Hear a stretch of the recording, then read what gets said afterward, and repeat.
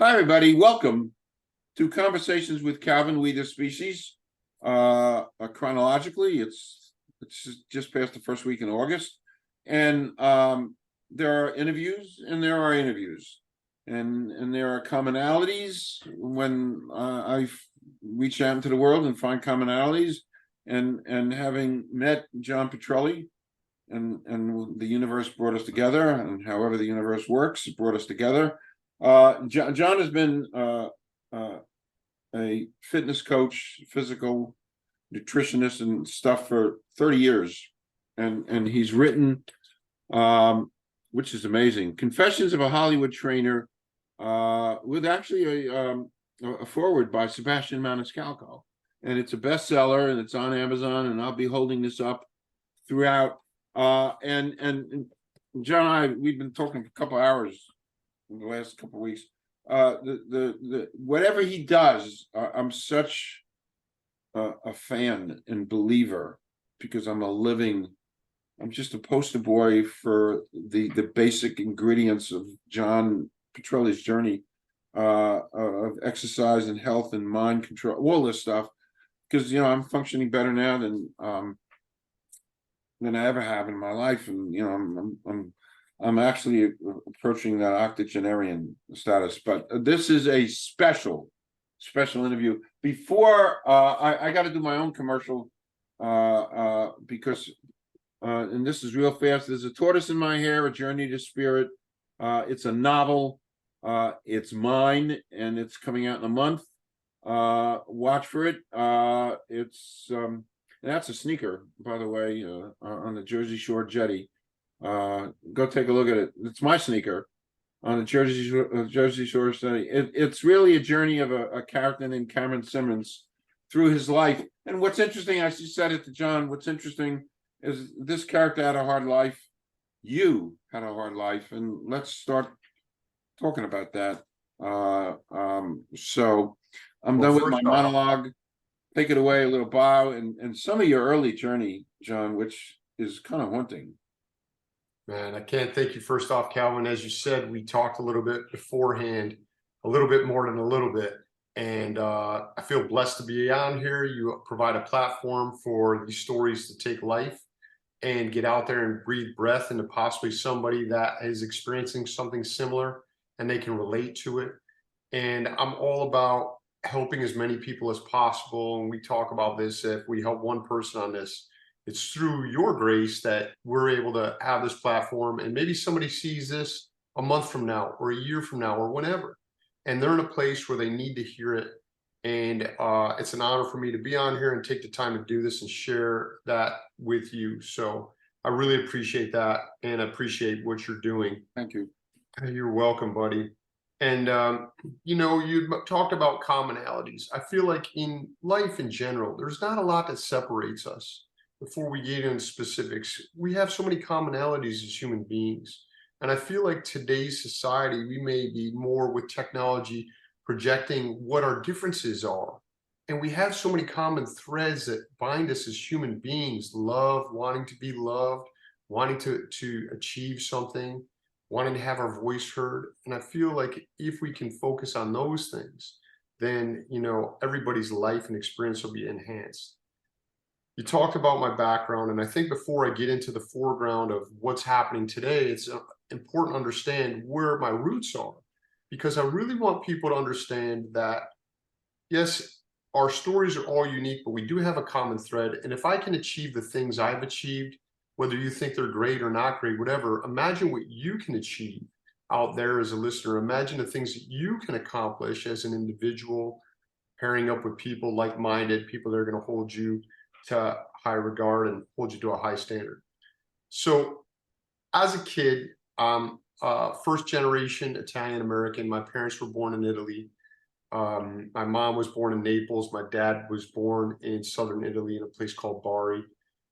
And my dad was born in 1921. He was born during the Depression. He was much older than my mom when they got married. I say he was the original Hugh Hefner. He was in his 40s, and my mom was in her 20s. Yeah. And my dad is And let me preface all the things I'm going to say here today that I take full responsibility for everything in my life. I'm not blaming anybody else for my actions, but I do think it's important to understand that we only have the tools that we have with our experiences from life. So my dad was born during the Depression, and his family, his dad had another family unbeknownst to him and his mom. A kumad is what they say in Italian. And my dad found that out in his teen years. And that, I'm sure, built, he never really communicated it, but it built and put an imprint on him of some resentment. And my dad went into the military at 18, and he served in 3 wars. He was in World War II, Korea, and Vietnam. Wow. So my dad had a lot of exposure to different types of violence, different types of things that probably aren't the nicest things to see. And Calvin, maybe it's a gender thing, maybe it's a time thing, maybe it's a little bit of everything. But sometimes as men, we don't feel comfortable expressing emotions, right? Whether they're seen as weakness or however we view that. And maybe females are sometimes a little bit more in tune with that part of their body, their intuition, and expressing things. So my dad never really talked about his experiences. And back in that day, we didn't really have anything called, I had never heard of PTSD until I was much older. But I guarantee you that my dad had those things because he would wake up with night terrors. He would wake up screaming. He had gotten malaria when he was over there. So once a year at least, he would have these massive fevers. And I didn't know how to phrase it. I didn't know how to fully understand it. But now as an adult, I knew he was going through a lot. And so when I talk about my father, please understand that I have the highest regards for him. He was an amazing provider. And he was raised by the military. He didn't have a father. He was raised in wartime. So those things imprinted on him and therefore transferred to me in the way he raised me, because he didn't raise me necessarily as a son. He raised me as a soldier. And things like love and affection were never really communicated. And I know that my body, my psyche craved those things. And God bless my mother, because if you ever meet my mother, Calvin, if she's in upstate New York, she is a ball of joy. She's 4'11", cooking machine. And if you come to my house, you're going to feel love and warmth, and you're going to eat more than you ever wanted to eat. And you're going to have to go on a diet for 3 weeks after. But that's how she expresses herself, her creativity. And so God bless her, she gave me balance. But as I started aging, I never could communicate with my dad. I could never put my point of view in. I was never asked for my opinion. If I wrongfully interjected my opinion, I was shut down instantly, and I was made to feel less than. I was made to feel stupid many times. And that started building anger in me as I got a little bit older, resentment. And because of respect for adults, I didn't have the outlet to kind of express that. I didn't have the ability to have that conversation with my dad. And as things started progressing and I got older, I had tremendous fear of my father, tremendous fear of making mistakes in life, tremendous fear of being seen as stupid. And what we really harbor in our mentality ultimately comes out in our physicality. And that fear turned to anger because I didn't know how to express it. And that anger turned to violence.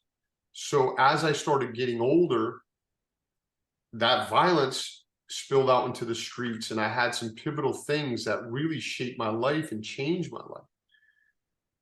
As a freshman in high school, I was 4'11". I was tiny. I have the first day picture of high school, and my mother towers over me, and she's 5 foot. And so I had dealt with bullying where I got bullied. Some of it was justified. I was a little kid with a big mouth, and I needed to be put in place and sometimes maybe not so much. So I started growing, and I have testosterone going. And in my head, I have all this payback of people that picked on me. In my head, I have all this anger of being stupid and not good. I was never good scholastically. I had no idea that I had dyslexia, but I just learned differently than other people as I found out as I progressed. And so I was never good at school. I was never good enough for my father. And I started getting an identity as being a tough guy and getting in fights. And through that identity, I felt love. And so now I start getting this perpetual figure eight of this horrible thing where I'm getting an identity and what I see as love from being a tough guy, and knowing in my head that what I'm doing is wrong as I'm getting in all these physical confrontations. But now I have to live up to the identity. And now it keeps just snowballing itself. You have a pack of guys that are 16, 17. We have testosterone. We have a chimp brain that doesn't think past the moment. And I started getting in all these fights. And I have now an identity of getting in fights. And at 18, my life changed. At 18, when I was getting ready to graduate high school, we were out at an event called Fireworks over Utica, where they had a firework display, and we were supposed to go out and we were going to have fun and drink way too much beer and try to get some girls. And I end up getting into a huge confrontation, and I strike an individual at 18 years old on a split-second decision. Literally in a split second, someone is about ready to strike one of my friends. I push my friend out of the way, and I kick this individual in the face. And my life changes along with his in that instant. The person gets knocked out, they fall to the ground, and their head gets cracked open on a curb. And now they are laying there unconscious. And here I am at 18 years old with not a lot of options already because my grades are horrible. I'm possibly going to go to a 2-year college. My friends have better choices than I do, much better options for extended school, for college. And I'm in this moment where I see this person knocked to the ground, and I have a brief moment of exhilaration of like I've accomplished something, and then it all goes south. And I feel somebody grab me from behind. And my book has much more detail about this, but basically this individual that I knocked out, his brother was there and sees his brother laying on the ground. And I thought it was him grabbing me, and I turn around to confront that person. And unbeknownst to me, it was an undercover police officer that had seen the whole thing and is slapping a handcuff on my wrist. And it didn't happen well back then, and police officers today don't take kindly to someone trying to strike them. And so now I get thrown into the back of a cop car. I'm sitting there in my selfish mindset at that time, Calvin, thinking about what's going to happen to my life, not really concerned about the individual that's laying on the ground. And I had for a long time, for a period of years, probably from the time I was 14, 15 until that moment, had thought that I was going to go to jail or go to prison or die through violence because my life was surrounded by violence. And now my mentality had thought that, and my physicality was bringing it all to fruition. It was bringing it all to light. My thoughts were becoming my actions, and my actions were bringing my reality in front of me. And so I'm sitting there watching this person unconscious. I see there's a pool of blood on the ground. I'm praying for probably the first time in a long time. And I watched the police officers on the scene try to revive them unsuccessfully. And then the fire department gets called out, and they're working on him, and they're unsuccessful. And then the ambulance comes. I get put into what is, for lack of a better term, it was called the paddy wagon. It's basically a police van. And I get handcuffed and put into that police van, and I can see out the side of the van, and I'm watching this whole thing transpire. There's a huge mob around. Everybody wants to see what's going on. And they end up arresting and putting the older brother of the person I struck in the van with me, because he freaked out and was rightfully so going crazy. He had a confrontation with the cops. So here I am in the back of a police van at 18 with the brother of a person I may have just killed, who now wants to kill me, and who can blame him? And just seeing my future crumble before me. seeing everything, that any aspiration that I was even too embarrassed to verbalize at that point crumble before me. And it ends up being one of the worst moments of my life, but also one of the absolute best moments of my life. Now, I wish I could take back what happened, but I can't. But it helped craft my life going forward. For me, it ended up being one of the bottoms of my pit. And I'm not saying your listeners need to have that bottom. I believe we can change like that if we want to. But for me, I needed to hit a bottom before I was like, I need to change my geography. I need to change my peer group. I need to change my life.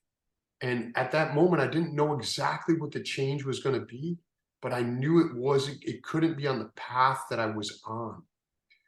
And so,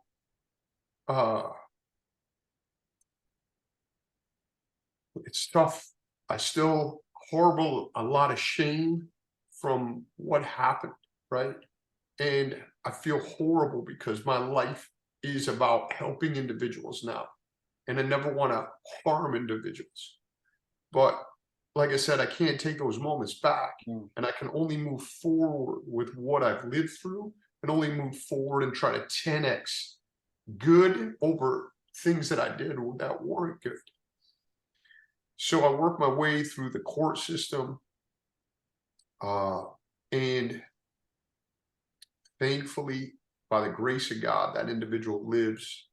Thankfully, by the grace of God, I'm able to make it through the court system, and I'm able to start changing the trajectory of my life. I start isolating myself. I'm not blaming my friends. I wasn't strong enough as an individual at that point in my life to handle the dynamic of my friendships without, if somebody gave me a suggestion, I would never think twice about it, right? So I'm not blaming them, but because I wasn't strong enough to handle the dynamics and make right decisions, I knew I had to move. And so I wish I could tell you that that was the last straw. It was close to the last straw. There were some other things that happened as I make my way through college. I get into college. For the first time, I start getting good grades. I start immersing myself and isolating myself in my school.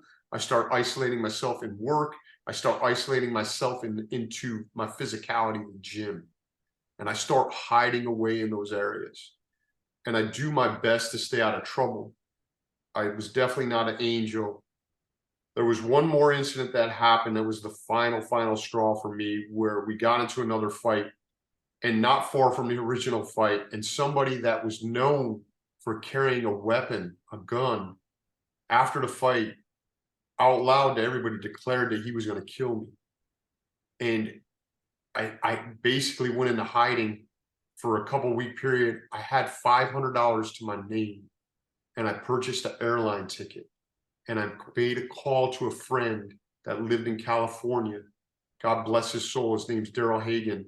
And when I didn't have many options, he picked up the phone and he said, you know what?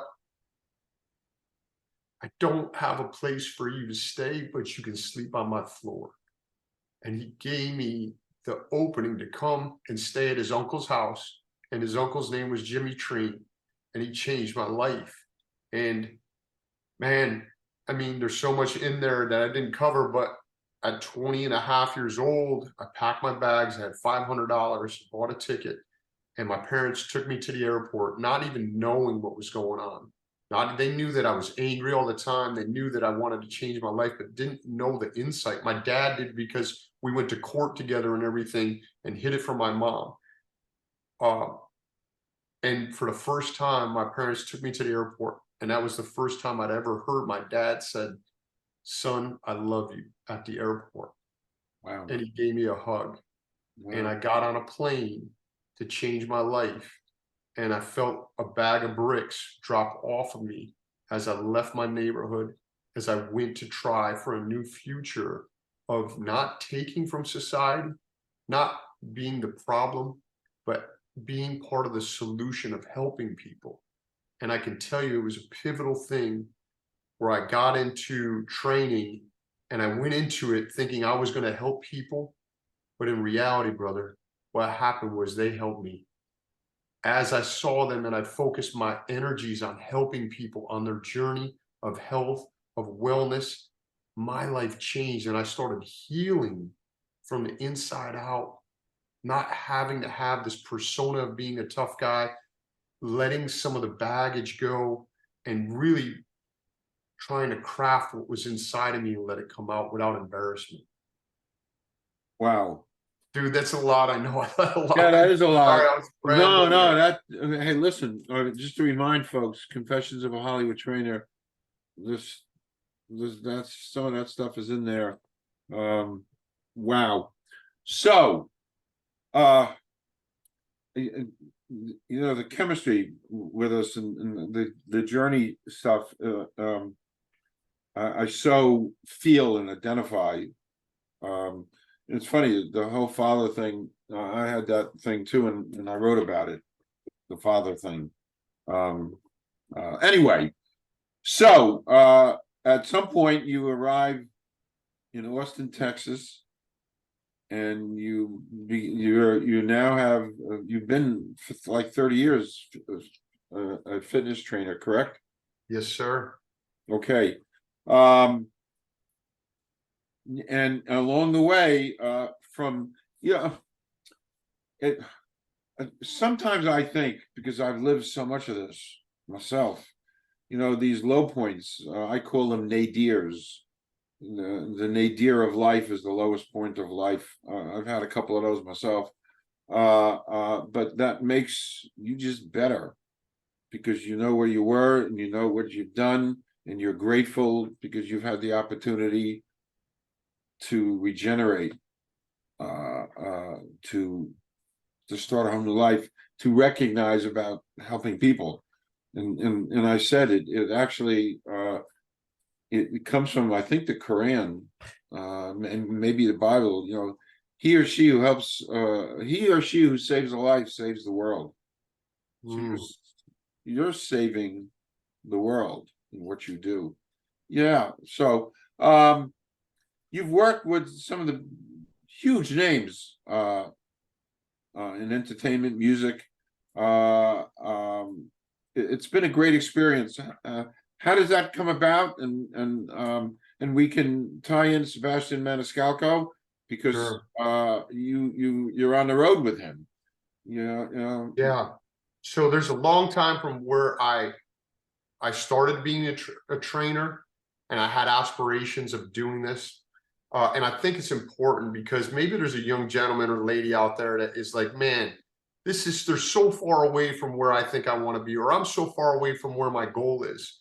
And so I think through consistency, day in and day out, hard work, there's no magic wand, right? I didn't have a magic wand. And Lord knows, for the first time in my life, I felt like it was okay to fail, even though I didn't know it on a conscious level. And I want people to understand it's important to fail. It's okay.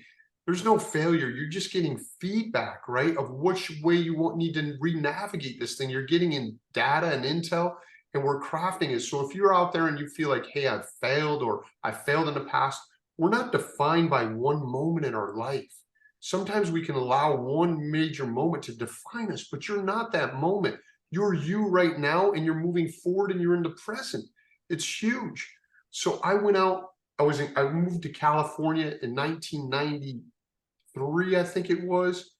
And there was only one test at the time for training. It was this obscure thing, right? So I said, I want to be a trainer. I found the one test. And while I was studying for the test, I was working landscaping. I was working as a bouncer at night at a nightclub, which is crazy because there's more violence in my life. But I don't know how I navigated those waters, but I'm glad I did, because I met my wife through that whole process. And so I'm studying, and I'm working 2 jobs and studying, and I probably passed the first test I'd ever passed in a long time, and it was my trainer test. And here I am at 21 years old. Wow. I have this certificate in hand, a whole lot of ambition, and not really a ton of direction. I know I want to do this, but I'm like, how do I do this? So I made flyers up, and I paid some kids and friends in the neighborhood to pass out flyers. Now, Calvin, I was embarrassed that I was 21, because back in the day, you and I will remember this, kids today will remember this, there was no cell phone. We had an answering machine. And so on my answering machine, I talked in a deeper voice because I didn't want anybody to know I was 21 if they called on my flyer. And so I sent flyers out, and that day, that very day, people started calling me for training. And I didn't even have the answers to the questions they were asking, like, how much do you charge? Where are you going to train? And here I am talking like I'm 50. Yes, how can I help you? And but I was able to navigate my way through that. And I got my first client, and I was making, my friend, I charged $12 an hour, and I couldn't have been happier. Back in New York, before I left, I was working a job as loss prevention, catching shoplifters. I had a gun pulled on me. I had to choke someone unconscious in intimate perils. I had a knife pulled on me, and I was getting $7.25 an hour. So I had hit the holy grail, $12 an hour, and I don't have to choke anybody, and no one's going to try to stab me. This is the promised land. So I started with that one person, and God bless her. She was a 19-year-old girl that was going through her own journey, and we made incredible improvements and changed her life in the ways that she changed her physicality and her mind. And through that, it just grew. I ended up getting a second client. I ended up increasing my rates as I got busier. And before you know it, within a 3-month period, I was no longer doing landscaping. I was no longer bouncing. I was working full-time, immersed in people's lives, being their coach, and healing my body as their body was transforming. And I had a new identity. It didn't have to be a tough guy. It was someone that was known for helping people, who got the phone call when people needed a solution to their particular challenge. And a lot of those challenges were, hey, I got to get ready for my son's wedding. One of my first challenges was an 80-year-old Jewish lady, Ruth Linker, who I love to death. And she just wanted to be able to walk the aisle down for her son's wedding. And she wanted the mobility. And for me as a 20-year-old kid to have the honor, number one, to help someone like that, it brightened my day and my soul. And through years of doing that, it didn't happen overnight, but ended up moving to Los Angeles, and I started getting the attention of people in the entertainment industry. And it is like, look, if you live on the Jersey Shore and you can do something, build beach houses, and you do an amazing job, and you take care of the people in front of you, word gets out. So I just happened to be in the area that was the entertainment area. And once you start taking care of one person, word gets out. So it was nothing more than that. It was nothing more than someone else can do if they focused on that and they were there. And then I actually met Sebastian. You bring up Sebastian. I had a little hand in doing some acting myself, and we were both on Days of Our Lives. No. And I write it in my book. I had an under 5 lines. I tried out at acting, and I got a role on Days of Our Lives, and I could only speak 5 lines or less. And Sebastian was an extra. He couldn't say anything. And we joke because it was the only time you can handcuff the two of us, as you can see, because I never stopped talking and then not talking. And that's where I met him, and we became dear friends. And this is when he was an extra. He was grinding every day. He was struggling. He had put all his chips in one basket. And when he started becoming successful, he reached out to me and said, could you be my trainer?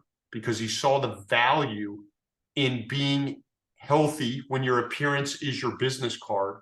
And we became such dear friends. After 5 years after that, I introduced him to his wife, who was another one of my clients. Wow. And so then when he goes really big time, he gives me a call at a crazy point in my life where I needed something like this. And he goes, my man, I would love for you to go on tour with me and be my right-hand man and, enjoy this ride with me. And so it allotted me a lot of leeway and leverage. And we traveled for 2 years together. I was doing 120, 130 flights a year. It allowed me to move, and we're jumping all over the board, but I was able to move out of Los Angeles, which I had a desire to do that, move to Austin, Texas, and just hop on a plane and go wherever he's going. Wow. Calvin, you better get some words in edgewise. Otherwise, man, I'm never going to shut up. I'm sorry. Uh, and you know, and I pointed out to you before we went on air that if I ever came back for a second trip around, I come back as a comedian. I think comedians.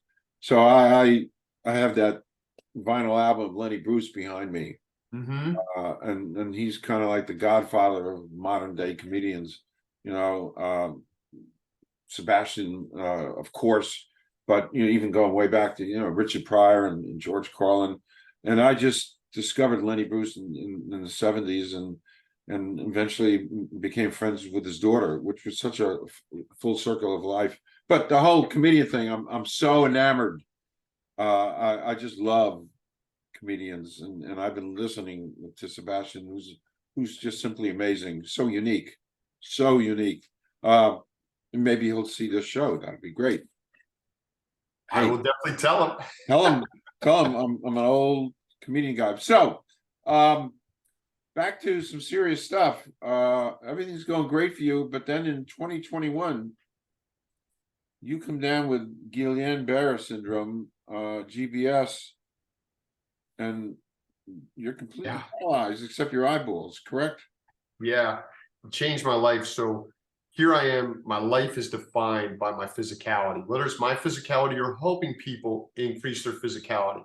And thank God along the way, I don't want people to think it was all sunshine and roses, because we all have our hiccups in life, and I'm definitely not perfect. I don't ever claim to be, right? But I'm always learning, and I'm just trying to be better than I was the day before. I'm trying to be a better individual. I'm trying to learn more, listen more, even though it doesn't seem like I listen at all as I'm talking over and over in this podcast. But it takes me to a place in 2021 where I come down with GBS. I've heard it called by my doctors Guillain-Barré syndrome or Guillain-Barré syndrome. And I had no idea of any of this. I'd never heard about it before. If I did, it never left an imprint on my mind. But in 2021, to start off, I get COVID. It's a crazy time in our world, right? People had COVID, there was quarantining, all this stuff. So I end up getting COVID in 2021. My kids got it. I either got it from my kids or from teaching kids jujitsu, where I'm around 20, 30 kids at a time. And I've been called, there's an Italian term called testa dura, which means hard head. And I've been accused of that, rightfully so, many times. So I got diagnosed with COVID, and it's very tough for me to sit down and quarantine and isolate, but I knew I had to do it. So the first day I have it, I get on the assault bike for an hour. I don't take any medication. I'm wearing my body down. I'm going to exercise my way through this. And I start breaking my system down, and I have much worse symptoms than the rest of my family for COVID. I get dehydrated. I'm creating projects around the house to do, mason work and ridiculous stuff that I shouldn't even have my hands in. And COVID's a lot worse for me than it should be.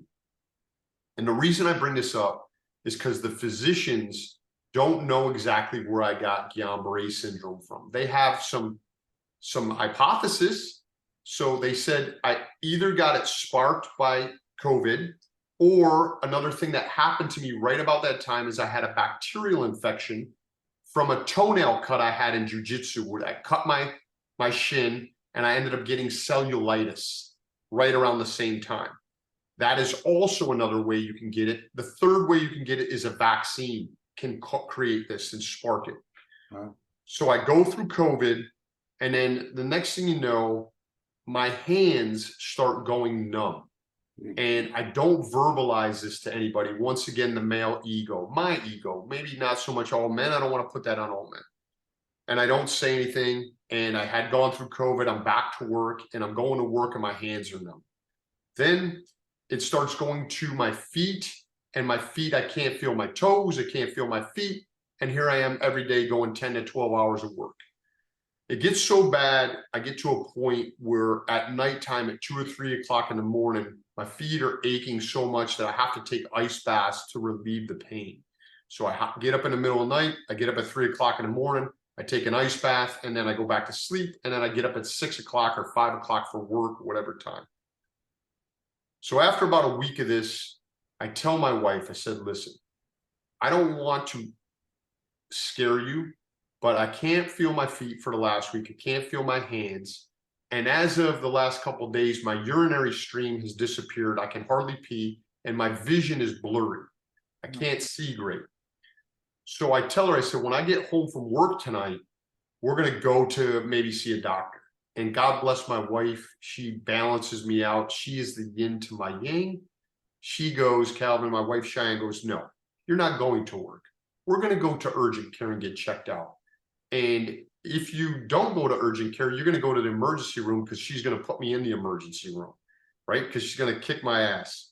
So we go to urgent care, and the way I feel like I can best describe this is I feel like a AA battery that is just getting drained.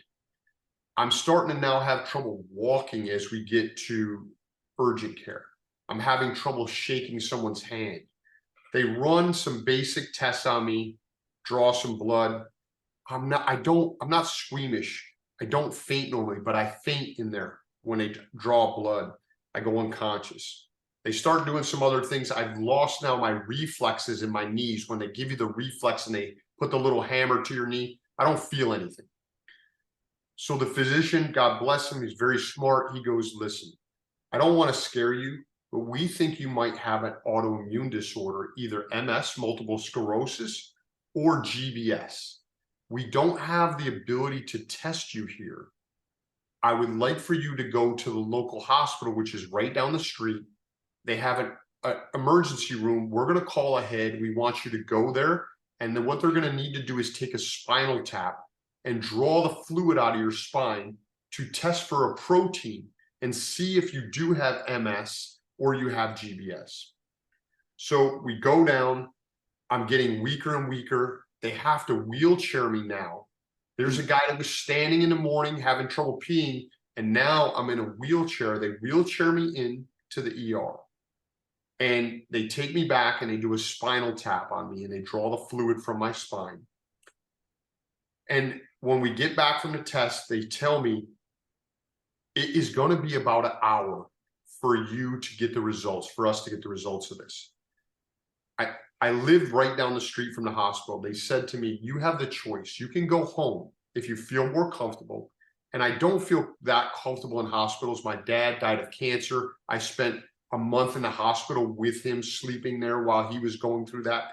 It's not a great place for me on a lot of levels. So I decide to go home, and the doctor gives me a directive. He says, if you start losing feeling above your knees, you need to come back in here immediately, because it is a great indicator that you have GBS. And what it does is it ascends up the body, and you'll ultimately lose function of your lungs and your heart, and your whole body will shut down. So I go home, I take a 20-minute nap, and when I wake up, I can't fully feel from my hips down. It's happening that fast. My wife rushes me back to the hospital. In my mind, I don't know what GBS is, but I know I got it. I know inherently in my soul that I have it. So they take me in, they put me in a wheelchair, the tests come back. It's not definitive, but it's like 90% chance I have GBS. They wheel me up to the ICU. And Calvin, I make a definitive decision as I'm getting wheeled through the ICU that I'm never going to complain, and I'm never going to go, woe is me, because I'm seeing in other people's rooms. I'm seeing people on ventilators. I'm seeing people dying of different things. And I said, these people have it worse than I do. Okay. I may have this thing that they say, but I can still think. I can still use my mind. Even though my body is dwindling down in function, I don't know what's going to happen, but I do know that I'm never going to complain.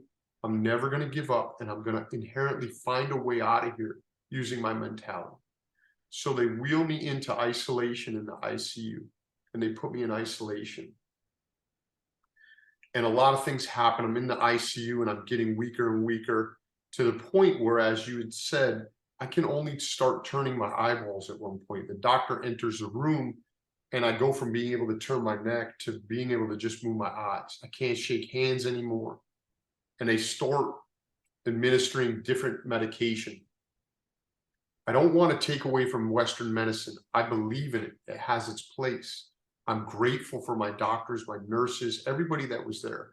And they start administering IVIG. It's immunoglobulin. It's basically my own antibodies are eating my nerve endings, and they're trying to make my antibodies stop that. So they give me this thing called immunoglobulin. But in addition to all the things they're doing, I'm trying to take as much action as possible, but I don't have physical action left. So I start surrounding my mind and my mentality with positive vibrations. And I start playing Bob Marley and Ziggy Marley in the room. Wow. So now all I hear is those positive vibrations, which touch my soul and mean a lot to me. Ziggy's a dear friend of mine, and he's influenced my life so positively through just his love and caring. And now I take out the sounds of the monitors. I take out the sounds of me being wired to everything in the constant beep. I take all those sounds out, and now I have something that I can relate to positively. My wife makes a definitive decision I can no longer swallow. So I have to have only pureed foods. And my wife's so smart. She's like, we need to nourish you on a cellular level. And she goes home and purees organic foods for me so I can have that nourishment on a cellular level. Now, as I said, I love doctors. I'm not crazy about hospitals. And I feel like I would love to get this message out there that our first responders, whether they're doctors, nurses, firemen, we need to have these people as nourished as possible on so many levels, because when we are at our time of most need, we call upon them to help us, to save us. They're human beings just like we are, just trying to do their best. And I can tell you, I want to find someone that will help me make a shift in the ideology of the hospital system. Because if you go to the break room, if you go to the cafeteria, we have French fries. We got fried chicken fingers. We got potato chips and Snickers bars. I'm fine if you want to have that, but I would love some alternative things for people that want to be healthy and make healthy choices. And so I would love for them to offer that to physicians, to nurses, to patients. There was no way, dude, I'm going to eat pureed chicken fingers and think I'm going to get better through my food, right? It's not that moment in my life. So I have my positive music vibrations, brother. I have my wife nourishing me. And then in my mind, I am constantly giving gratitude for what I do have, not focusing on what I don't have, because I can still think. And I'm sure there are people that can't. I can still move my eyes, and I'm sure there are people that can't. And I start praying and I start demanding. Actually, I first started asking politely for my body to stop attacking my nerve endings. And it may sound crazy to other people. I don't care. But it kept my mind occupied. And then I start asking it a little bit more firmly until I'm demanding that my body stops attacking itself. And that, combined with Western medicine, combined with IVIG, combined with the care of my nurses, combined with the knowledge of my doctors, combined with positive vibrations and organic food, got me out of the hospital in 10 days in a wheelchair. Wow. Go, brother. You know, you said in my reading about you, the mind is the strongest thing we have, and you certainly demonstrated that. You certainly have, and again, the bonding, because I do my communication. I told you last week, my spirituality. I was walking with a cane some years ago, and I had my strong beliefs, and I was in the Middle East and did some stuff and the spirituality and the connectivity, and I couldn't walk, and then something happened spiritually, and I threw away the cane right on the spot. So the stuff works. Is the spirit, the mind, and I could sit and listen to you all day and all night and all day and all night because you're so real, and I have little glimpses of you in my life. Just to remind everybody, Confessions of a Hollywood Trainer. You talk about so much of this stuff. It's on Amazon, and the link will be all over my promo. You do something just quickly, something called Wim Hof breathing. You were talking about that last week to me. What is that? I'm trying Yeah. to around. So I don't know how many people are still inventing the wheel, right? We take great ideas from other people and hopefully borrow them. And if they have great ideas and they're great people, they want you to borrow them. So one of the things I borrow from Wim Hof, and you can get it on YouTube, is free. It's just every day I want to wake up, because the next, it's not guaranteed. We wake up and that day is not guaranteed. So I want to wake up and be grateful for everything I have, not focus on what I don't have. And I'm about giving what I have inside of me on every level and helping people. So my day may be filled with seeing 10, 12 people, but I have to nourish myself first. So every day that I wake up, I do breathing, Wim Hof breathing. It's 12 minutes allotted for myself. And your listeners should really plug into this and try it. It just centers me. Before my cell phone calls me to do this email or that text, or I'm needed here or there, I take care of myself first, and that deep breathing really centers me. And then for me, you don't have to do this, but I infuse that with my gratitudes while I'm breathing. I'm grateful for this moment right now with you, Calvin. I'm grateful for my parents. I'm grateful for my family. I'm grateful for people that have long left this life and are in the spirit world, but have influenced me in some way. And I want to honor them. And I want to do the best that I can. And I have a little prayer I devised. And it basically is about, listen, man, I want to bring out the greatness in me so I can bring out the greatness in everybody else, and let them know that we all have greatness inside of us. And sometimes people need to see that for an inspiration. So I want to be the best that I can be so other people can bring out their greatness and offer it to the world, So I start with Wim Hof every day. It's number one that I do. And even before that, I should say it's number two, because the first thing I do is drink 2 glasses of water. And then I do my meditation and gratitudes. And then my next layer of that is I do something that's physically challenging, probably something that gets me out of my comfort zone. I hate swimming. I swim like a rock. I stink at it. But on occasion, I like to go to the pool and go into that realm, so I'm not always comfortable. And I know that if I can have that little win in that challenge that day before the sun is even up, then bigger challenges will not seem so daunting, right? So that's Wim Hof. I really recommend people try it. Just try it. Give yourself the time. Just want to go off topic. This requires a one-word answer. I like this question. I borrowed it from a great journalist, and I use it. And you can answer it 1 word, 2 words. You don't have to answer it. All right, here it goes. Excluding family or friends, somebody living and dead you'd like to spend a day with. My father. There you go. Boom. Great answer. By the way, great answer. Great answer. You've been doing this for 30 years. You're amazingly successful, working with Sebastian, et cetera, et cetera, et cetera. We discussed this, and it was your energy that got to me and made me think about this. I don't know why, because there's a picture of Babe Ruth over there, right near Lenny Bruce. So here's the and you liked when I mentioned this to you. And I just in between our sessions, I had watched a biography of Babe Ruth, and I was trying to process Babe Ruth then, and to me, he was not a picture of physical. He wasn't a physical specimen. So, if Babe Ruth, here's the question: John, if Babe Ruth were alive today, what would your training do for him? And would it have helped him achieve so much more than he did?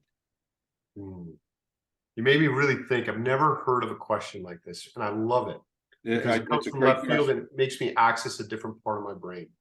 And in thinking of this, first off, we're talking about a true icon, right? Whether you follow baseball or not, this is someone that transcends baseball, right? It is gone into so many other realms. And I think it would be too egotistical of me, and it would just be conjecture to say I can make Babe Ruth any better. This is someone that is high regard in my mind, right?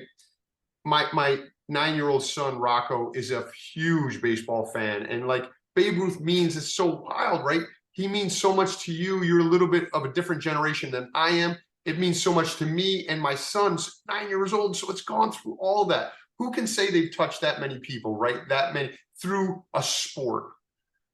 So this is just conjecture, and it would be egotistical for me to say I can make him any better. All I can say is what I would do, and we would look at how the data came out on the other side. Maybe he's perfect just the way he is. Maybe he was made by the creator to be that way and to do what he did exactly that way, because it looked like it turned out pretty damn well for him, right? And a lot of people don't know he started off as a pitcher, and he's most known for being a batter. So a couple things I would do, and I cannot say with any consciousness that it would make him any better or not, but I would go, babe, maybe we can cut the alcohol down to just a weekend. Maybe no drinking before the game, right? And if you look at his body type, right, he's not the prototype of an athlete, but Jesus, he looks, I mean, guys are 6'9", 270 today, and they play baseball. And he was not that. So I would just be honored to be in his presence. I would love to meet with him and just kind of pick his brain and see what I can learn from him, as opposed to him learning a lot from me. And I would, man, I don't know, man. I feel like it would be too egotistical for me to say I can make him any better, because it's you're talking of an icon, right? So there's some things I would, try, but I don't even feel comfortable saying them. I don't feel comfortable saying them. Okay, that's fine. Does that make sense? It's perfectly valid. It's absolutely fine. It is a great question. I'm not patting myself on the shoulder, but it is, because listen, I've been watching newsreels of Babe Ruth for a million years, and I'm saying to myself, if he went through the training that they do today, my God, what could he have accomplished? And same thing with Mickey Mantle. I was never a Yankee fan. I was a Dodger fan, because they integrated baseball, and I like that. But my goodness, I'm watching the stuff about Mickey Mantle. He probably had the most perfect body, and he always said, in his family, everybody died like at 40 or 50. Mm-hmm. And that was his mindset. So he lived his life not in a healthy way that you are all about. Right. Lived it in a very unhealthy way, because he knew he wasn't going to live.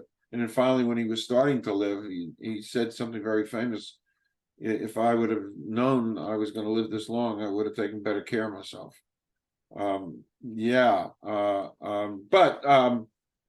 So, which just leads me to just a quick, because part of what you do is nutrition, and I'm not an expert. I do my own little nutritional stuff. I mentioned to you, I haven't had red meat since 1975, and I'm walking around with no coronary artery plaque. And there's no medical person on earth that can tell me yes or no. Did it work? Did it not? Who, why, where, when? 20% of me is genetic, and the other 80% is what you do. Mm-hmm. Lifestyle, nutrition, exercise. It's what you do. And I did little tidbits here and there. Any comments on nutrition? And are you a fan of intermittent fasting? Great question. So, Calvin, I think this question transcends also nutrition. We're bio individuals, And so I don't believe there's any one cookie cutter thing that works for everybody, right? Somebody might try Wim Hof and go, it doesn't work for me. That's fine. You gave it a try, it doesn't work. So I don't ever prescribe any one nutritional formula for everybody, because on an extreme level of the spectrum, I can eat pecans or walnuts, and then you give them to somebody else and they can go into anaphylactic shock. So how is it good to say nuts are good for everybody? They're not, right? Also, I've tried vegan, I've tried, and it didn't necessarily work for me. I gave it 3 months and my body didn't react well. So for me to swim upstream that way is going against what my biofeedback is doing. And then for you, if I said you're supposed to eat red meat, right? Well, you've proven that your body works great the way that it is and you're nourishing that way. So nutritionally, what I do with people, number one, is I'm a big believer in data and science. I take all these markers at the start, what we do in body scans or DEXA scans, like what's your body fat, what's your metabolism, how much muscle mass do you have, how much water are you retaining? And then I know in science where you are on a physical level. Then we look at functional screening. How does your body move? Does it functionally move well? Do you have good movement patterns? Wow. All this stuff. And then we have in detail in black and white where you are, not where I think you are, not where I guess you are, but where you are in science. And then we go, okay, here's where you are, here's where you want to be. And now I can draw a map scientifically on how to get there. When we look at nutrition, the first things I do is there's certain things that I feel comfortable eliminating from people's processed foods, or, like refined sugars, things that you can't pronounce, like yellow 5. And so we take all the stuff that is as heavily processed out and then try to nourish your body with different foods. But I don't like to throw a ton of things at the board at one time, because if one thing works or doesn't work, we don't know what it is. So let's add an element in, see how your feedback is, and then we go, great, that right there for you is a keeper. Let's keep that. You feel energy because you should get energy from your food source. It shouldn't deplete your energy. It should fill you with energy, right? So sometimes after, an example is Thanksgiving dinner, we have that and we feel like a slug, right? We've eaten too much. Well, we didn't get energy from that food. We probably overate, and now it's zapping our digestive system is zapping us of energy to process it. So I like to add one element at a time, and we go, okay, keep it or don't. Let's add another element until we find the blueprint for you as an individual that is going to make you thrive optimally, because we're such individuals. And so it's a process, and we tailor it. And the person that's the ultimate decider is the individual going through it and has their biofeedback. We look at nutrition, we look at movement patterns, we look at your sleep. These things all are what make you up and make you special, Calvin. This is what makes you Calvin, and is either working or not working, and we need to tweak in some manner to get you to be optimal. Brilliant. That's what I do with nutrition. Brilliant. Intermittent fasting, does it work or not? I believe it has a place. Okay. For me, I tried it. I get up at 4 o'clock in the morning and I work out myself. And then I have clients usually from 6 a.m. for 6 or 7 hours straight before I get my next break. So I found, because I have to give so much energy out, whether I'm doing jujitsu, boxing, working with someone, I have to be mentally focused there and present for that individual, that if I'm worried, if I'm hungry, it didn't necessarily work for me. So I had to modify it a little bit to work and tailor for me. So I think that it can work in traditional sense for some people. And if you need to tailor it, I do think there is a benefit of giving your digestive system a break and maybe cutting off food at a certain hour so you can sleep better, so you're not digesting food. So once again, biofeedback, what is your body telling you? It's funny, I wish I would have known you a while back. That's just the way it is. But no, I like most of the world, I gained a lot of weight during COVID. We all did, the whole world did. And I I've been 350 pounds. I told you about that, years ago. And so I said to myself, I got to do something. And I put myself in my own little regimen, intermittent fasting. I think I mentioned this to you. I get up in the morning. I have a half a yogurt, non-fat yogurt, and throw in some some blueberries and stuff, for the antioxidant stuff. And then maybe a slice of cheese, a little provolone. By the way, I meant to ask you, I'm jumping around. I meant Yeah, to, no worries. in your mom's house, is it gravy or is it sauce? It's sauce. Just asking. Now I know, and you're from Jersey because I know Mike, a mutual friend, calls it gravy, and it's a Jersey thing, I think, because other people I know from Jersey call it gravy. Yeah, I have no. Which is yours? Come on, man. What do you call it? Well, I don't know. I go with, if I'm with a gang of people and they're calling it gravy, it's gravy. There you go. And I blow with the wind. There you go. Just put some on my plate. Whatever you call it. You That red bet. stuff, put it on my plate. You bet. And I'm a big grappa guy. Not necessarily. I think I mentioned that to you. Big gnocchi guy. Because I had grappa with the wealthiest Italian in the world. Really? Yeah, Del Vecchio. I worked for him for 25 years. Oh, yeah. I went to visit in the Dolomites, and they took us around. Here you have the richest Italian in the world, maybe second richest. I think Berlusconi was richest, but here we are in these amazing little towns. There was one town right near the border in northeast Italy, and the town was Mel. And here's this Italian legend, and he takes us all out to dinner, and we ate and we drank and the grappa, and here I am with a billionaire, and I'm tasting this grappa, which really is better served if you have to remove paint from a wall. You use grappa. That's my interpretation. Use grappa, but I had to pretend I liked it, but and I say I like it, but no, I don't. But anyway, or notwithstanding all of that, so the last serious question to ask you, and it's off topic, but it's serious. Your take on the world that we live in and climate change. You've endured some rough stuff in Texas. Sure. So, man, this might go in some different directions that maybe is not the norm. I absolutely love the outdoors. In that, I didn't cover in the story of my youth. I worked on a horse farm, and I worked in baled hay, and I worked in a horse barn, and I've always been connected to the earth. It's my sanctuary. Some people feel more comfortable in the city. I feel more energy from nature. I'm a huge fisherman. I'm a huge hunter. And I know that we have to keep this resource going in order for it to be passed down generation to generation.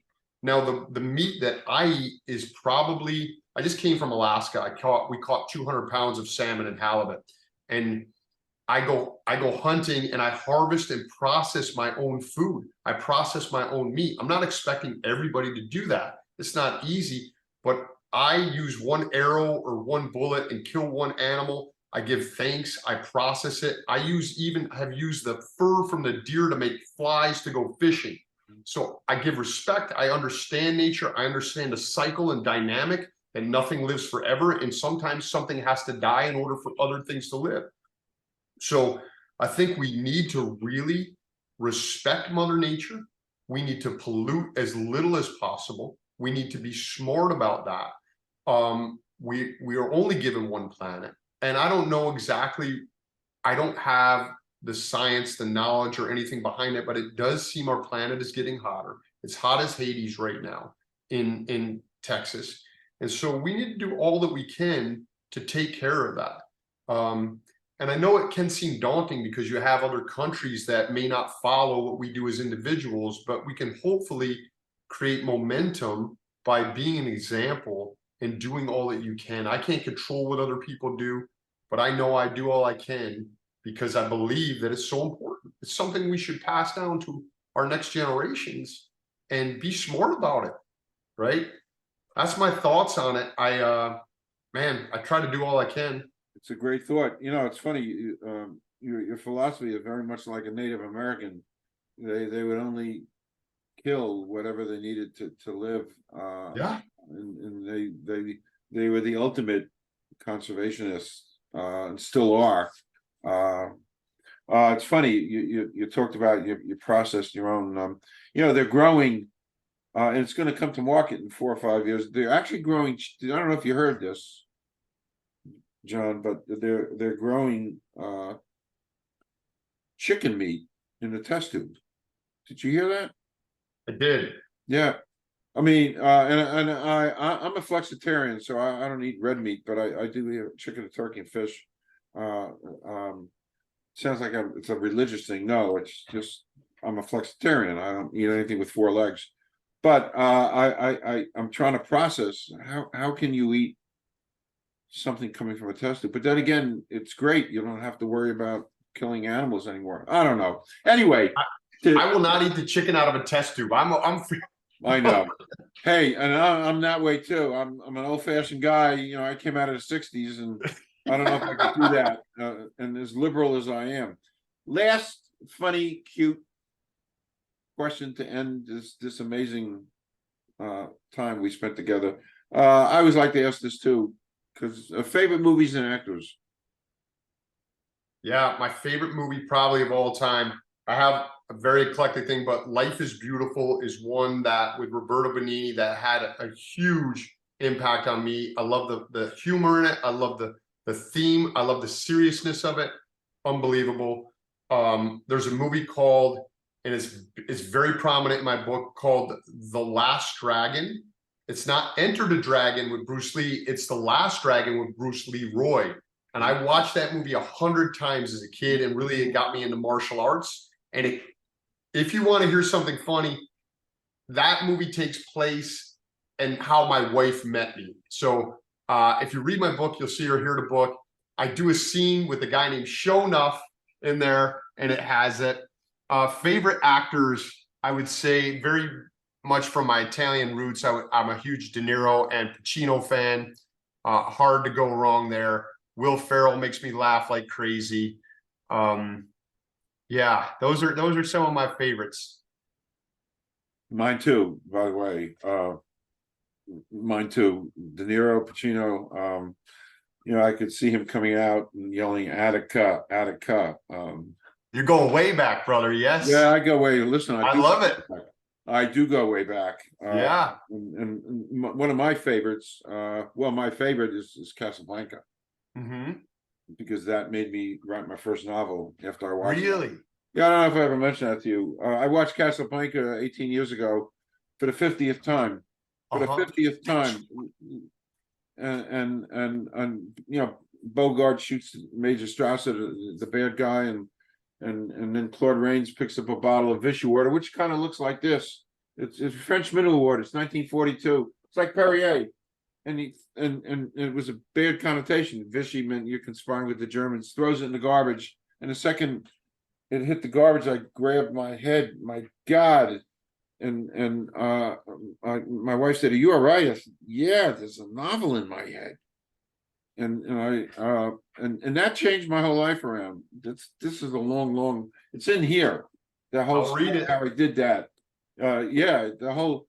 But I came down here and I outlined it, and 3.5 years to write, 1.5 years to edit, and 5 years I wrote Vichy Water, and I was still working for Luxottica at the time, and I left and retired, and then decided after I published that to become a journalist and another novelist, and a broadcaster, and then eventually a teacher at Rutgers, and now a podcaster talking to you. But it was all because I watched Casablanca. That inspiration. Wow. And not now, maybe sometime off when we chat again, but I eventually found out who put that novel into my head. There was somebody up there. That's not important. Anyway, John, this was great. Oh, thank you. And I'm blessed that the universe kind of brought us together. It's great stuff. And I'm officially welcoming you to come back anytime, any place, anywhere. We can panel anything. I'm always here. I'm always around, and this should be continued.